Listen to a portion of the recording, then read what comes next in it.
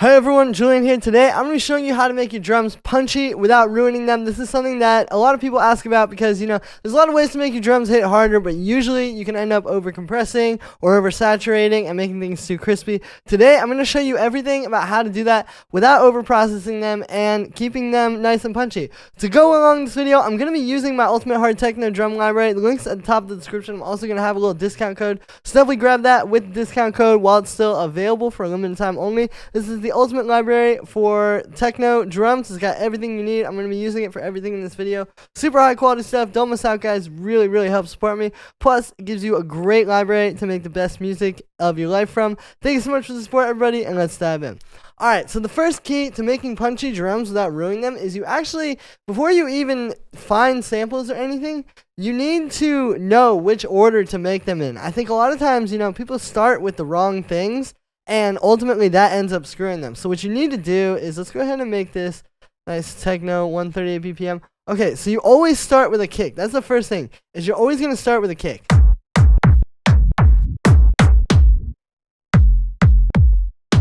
Okay, I like that one.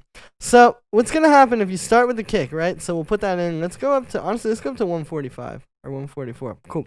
Okay, so if you start with that kick, now you can just keep that running. And you have an anchor. Now, we also are going to need a little bass, so I'll go ahead and make a rumble bass really quick. Right? And this is the next thing you want to get after the kick. And if you get these down first, it's going to make it a lot easier because you'll see, especially once we have like the rumble set up, and we get some distortion on that. And then we'll low pass it and get our auto pan to make it bounce off the kick. Okay, so we've got a rumble here.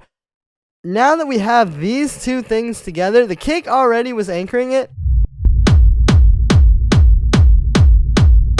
But now you can really hear it, right? We have a solid foundation.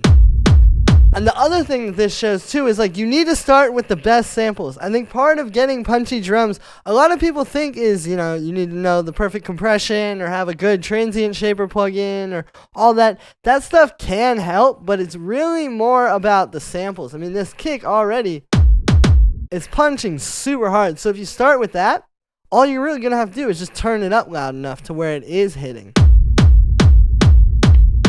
But you see, it's really a matter of not messing it up. By starting with these two things, we've already got a solid foundation. We haven't been able to mess it up yet. I think sometimes effects on your drums can make them a bit punchier. You have to use the right things though. For a kick like this, for example, I would probably only use saturator or a drum bus. There's really not many other effects I would put on this kick group. So let's do a little drum bus. And the key here is really in the title of this video is making it punchy without ruining it. So when we put drum bus on, you can hear. Obviously it adds a ton of punch, especially if we turn the transients up. Right? It does make it really hit. But what's happening is it's also becoming way too crunchy. We're losing low end because the saturation's pushing up the low mids and stuff. So this is ruining it. So what we want to do is we want to blend this. Parallel distortion can be a really great way to make your drums hit harder because basically what you're going to do is you're going to take this and it's almost going to be like an extra layer on top of the kick, but you're still keeping it this same main thing. We'll also turn the output down a little bit because that's just going to be the output of the wet signal. So we'll turn that up a little, and now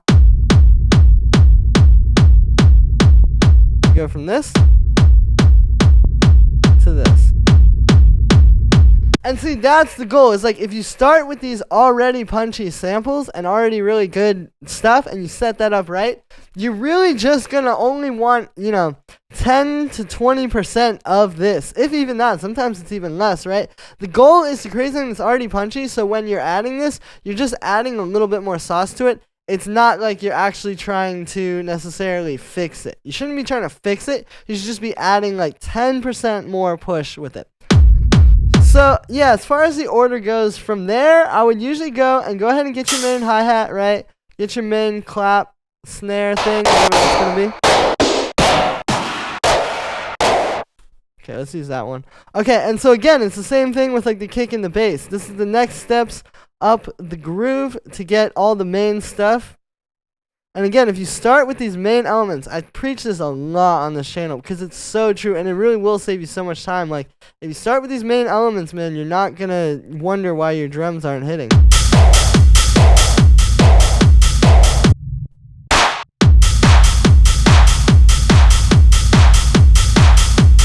And again, with these, you're not gonna do any processing. If you have to overprocess your hi-hat and like your main clap and stuff, it's probably just not the right sample, because with these, it's really more about the groove. So it should be a sample that kind of already works, and then again, all you have to do to get it punchy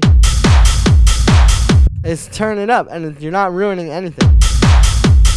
And from there, we could get like some percussion, you know, like these rave loops maybe are a good way to do it kind of quickly. And this is where like layering becomes important, and also understanding layering, because you know you're gonna mess up the punch of your drums if you start layering together a bunch of stuff when you're using these loops or the percussion. If you start layering together percussion that's hitting in the same places, you're gonna lose a lot of punch. So what I mean by that is, like, if you're gonna have this loop, you can hear it's very much in the mid-range.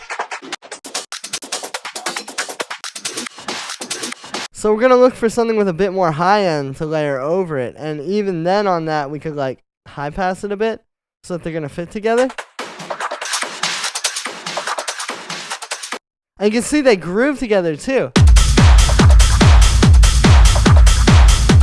Now with these, you notice part of keeping it punchy and getting your drums to really hit is knowing which drums should really hit. So when it comes to that, you know, obviously it's these main ones that we've already made.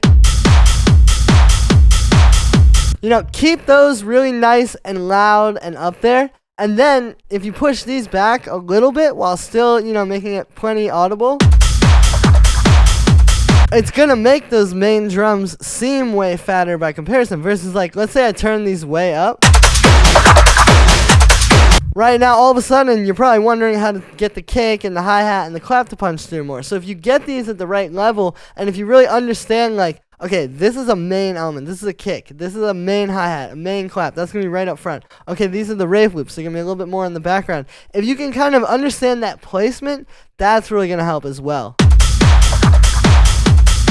But see, it's also like being able to hear it and see kind of what it needs. Like, I think this needs one more.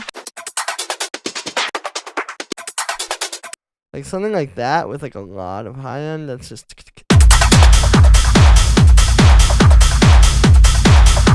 And also something you'll notice as far as the punch goes, check out what happens if I play these.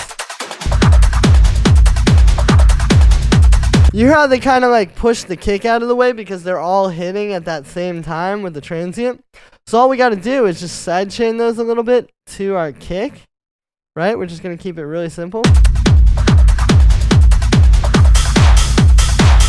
And see the kicks right back on top punching. So yeah, that's how to make really punchy techno drums without ruining them, guys. Like I said, I just wanted to give you a quick and easy guide to follow that you can really take this very far. You know, all this information here is what you need to know to make tracks, to get really proper hitting drums. Thank you so much for the support, everybody. I hope you enjoyed. As always, make sure to like this video as well as subscribe. And let me know what you think of this video in the comments. Once again, you can get the Ultimate Hard Techno Drum Library, links at the top of the description. It's the best drum library for techno. It's got everything you need, literally every sound, tons of them. I've even got a little discount code there, limited time only, so definitely don't miss out while that's available. Thank you so much for the support, everybody. Every little bit helps, and I'll see you tomorrow with another video.